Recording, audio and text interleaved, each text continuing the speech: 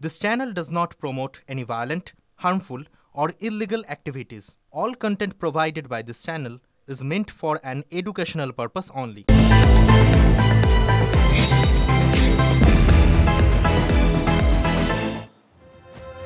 আমি মঞ্জিরা এবার double specially চলে আসি, যেখানে গদ বাঁধা খবর শুধু নয়, খবরের ভেতরের খবর, অনেক বিশ্লেষণ, অনেক তথ্য থাকে যা আপনার ভাবনা চিন্তাকে একেবারে বদলে দেবে। দেখুন, জলবায়ু পরিবর্তনের ফলে একদিনে এক মাসের বৃষ্টি হচ্ছে, হঠাৎ আসা এত জল ধরার ক্ষমতা সব ড্যামের কি আছে? ড্যামের উপকারিতা কি? দেখুন, সিকিম ভুটানের ড্যাম কিন্তু দেখিয়ে দিল যে তাদের জল ধরার ক্ষমতা নেই। রাতে বৃষ্টি হলে নজরদারির প্রায় লোকও তো নেই, তখন কি হবে? ড্যামের উপকারিতা অপকারিতা কি সবকিছু বলবো আজ স্পেশালে। আজকের স্পেশাল ড্যামে দুর্গতি।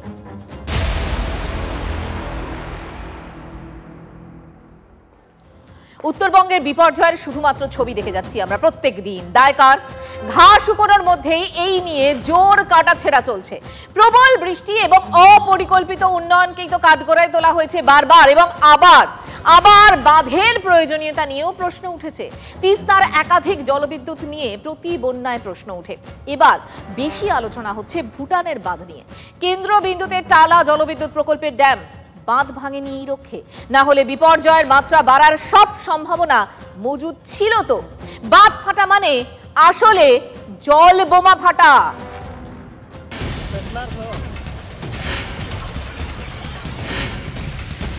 রবিবার সকাল, ততক্ষণে নিম্নচাপের বৃষ্টিতে বানভাসী ডুয়ার্স। হঠাৎই পত্র বোমা ভুটান সরকারের। ওয়াং নদীর উপর তৈরি টালা জলবিদ্যুৎ প্রকল্পে বাঁধের দরজা খুলছে না। বাঁধ ফেটে গেলে ভেসে যাবে আলিপুরদুয়ারের বিস্তীর্ণ তল্লাট। তাই নবান্নকে সতর্ক করে বার্তা থিম্পুর। প্রায় হাত তুলে নেওয়ার ভঙ্গি ভুটানের, কারণ নিম্নচাপের বৃষ্টিতে ভুটানও তখন ফুঁসছে ওয়াং নদী। জলের তোড়ে ভাসছে মস্ত ওজনের গাছের গুঁড়ি। দ্রুপ গ্রিন পাওয়ার কর্পোরেশনের ম্যানেজিং ডিরেক্টর বলছিলেন, চোখে নিমেষে জলস্তর বেড়েছে টালা বাঁধে। ওয়াং সহ ভুটানের একাধিক নদীর জলে ডুয়ার্স ভেসেছে, কিন্তু বাংলার কপাল ভালো, টালা বাঁধ শেষমেশ ভাঙেনি। টালার দুটো দরজা খোলা সম্ভব হওয়ায় পরিস্থিতি নাগালের বাইরে যায়নি। কিন্তু টালা ভাঙা জল এলে কি হতো ভাবলেই শিউরে উঠছে ডুয়ার্স।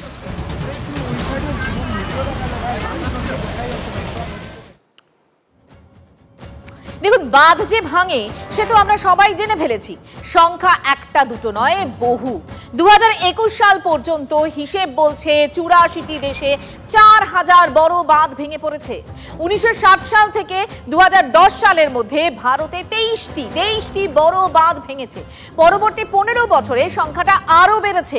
সবচেয়ে বড় উদাহরণ দুটো দেখুন, দেখাবো এবার। ফেব্রুয়ারি 2021, হিমবাহ ভেঙে বিপর্যয় উত্তরাখণ্ডের চামোলিতে। পরে হরপা বানের স্রোতে ভেঙে যায় ধৌলিগঙ্গার জলবিদ্যুৎ প্রকল্পের বাঁধই। সরকারি হিসেবে মৃত্যু হয় 83 জনের, নিখোঁজ শতাধিক। অনেকের দেহ আজও পাওয়া যায়নি। ঠিক 2 বছর পর চামোলির আফটার শক টের পায় যোশীমঠ। জলবিদ্যুৎ প্রকল্পের বাঁধ ভাঙায় পাহাড়ে এমন জোর ধাক্কা লেগেছিল, চির ধরে যায় যোশীমঠের বাড়িতে বাড়িতে। সংখ্যাটা নেহাত কম নয়, 500-র বেশি। অনেক পরিবার সব ফেলে পালায়। চির বালি সিমেন্টে বুঝিয়ে এখন ওই বাড়িতেই থাকছেন যোশীমঠের বহু বাসিন্দা, প্রাণ হাতে করে। 2023-এর ডিসেম্বরে চামোলি বিপর্যয়ের হুবহু রিপ্লে সিকিমে। দক্ষিণ লোনাক লেক ফাটার পর জল পাথরের তোড়ে ভেঙে যায় উত্তর সিকিমের চুংথাং জলবিদ্যুৎ প্রকল্পের বাঁধই। জল আর ধ্বংসস্তূপের স্রোত নেমে আসে তিস্তা বেয়ে। সরকারি হিসেবেই 100-র কাছাকাছি মৃত্যু।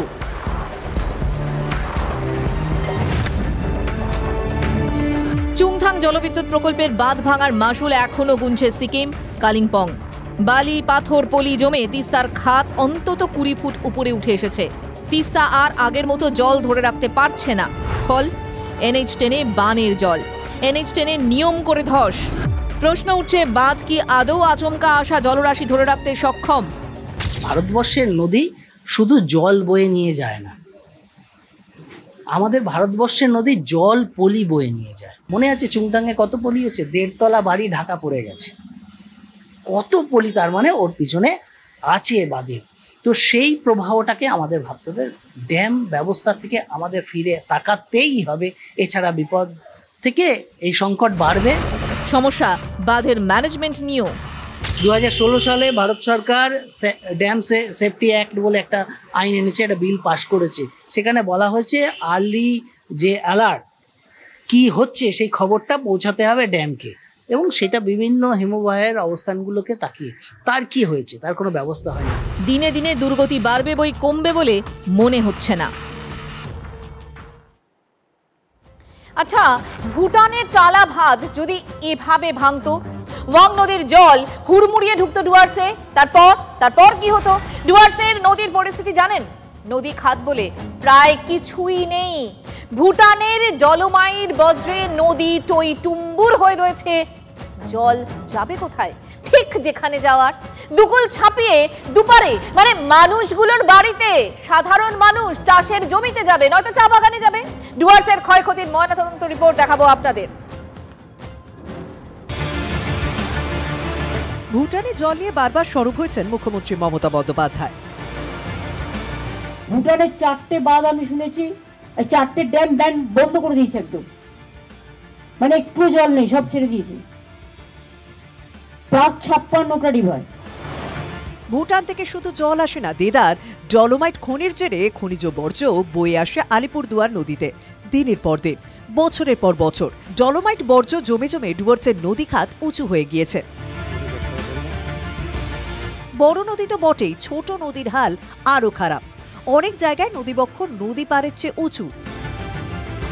হাসিমারা, মাদারিহাট, টোটোপাড়া, লঙ্কাপাড়া যান তাহলে দেখতে পাবেন কিছু নদী যেমন তিতি, জিতি, ডিমা, পোরো, এই নদীগুলোর খাত পার্শ্ববর্তী অঞ্চলের থেকে অনেক উঁচু হয়ে গেছে।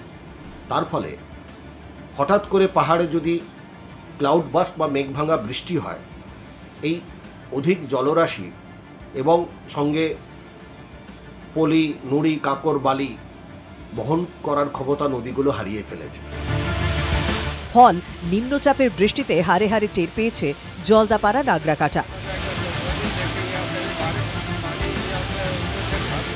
আমরা এই মুহূর্তে রয়েছি ভুটান পাহাড় থেকে নেমে আসা সিসামারা নদীতে।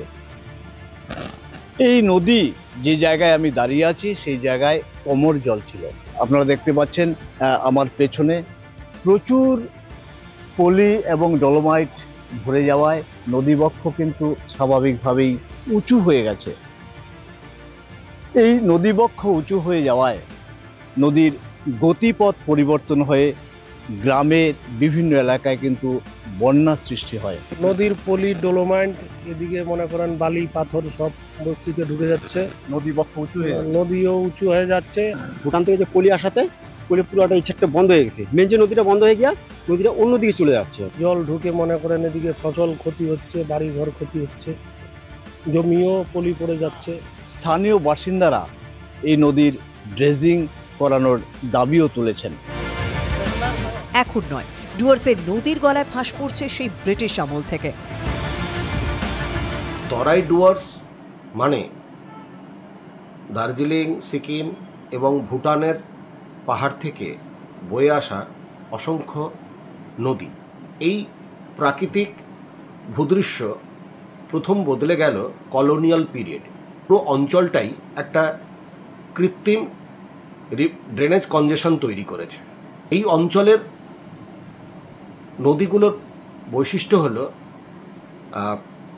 নদী খাত পরিবর্তন, বন্যা, কিন্তু আজকে নদী স্বাভাবিকভাবে প্রবাহিত হতে পারছে না। হাট যেরকম পাম্প করে, হিমালয় সেরকম আমাদের যদি ধরি, বৃষ্টিটা সে ডেকে নিয়ে এলো, নিয়ে আসার পর সে ছড়িয়ে দিল মূলত 5খানা বড় নদী, মহানন্দা, তিস্তা, তোরসা, রায়ডাক, সংকোষ, কিন্তু অসংখ্য ছোট নদী শিরা উপশিরার মতন সে সেজে আছে, এবং তার সঙ্গে সেজে আছে অসংখ্য ঝোড়া, অসংখ্য ছোট ছোট নালা। সেই নালার জল সে বয়ে নিয়ে চলে যাবে। এই ব্যবস্থাকে যদি আমরা আটকাতে চাই, আসলে আমরা মূর্খের কাজ করছি, আসলে আমরা আমাদের বিপদটাকেই ডেকে নিয়ে। ডুয়ার্সের শিরা উপশিরা ধমনীতে আঘাত, মাল্টি অর্গান ফেলিওর হওয়া ছাড়া গতি আছে কি?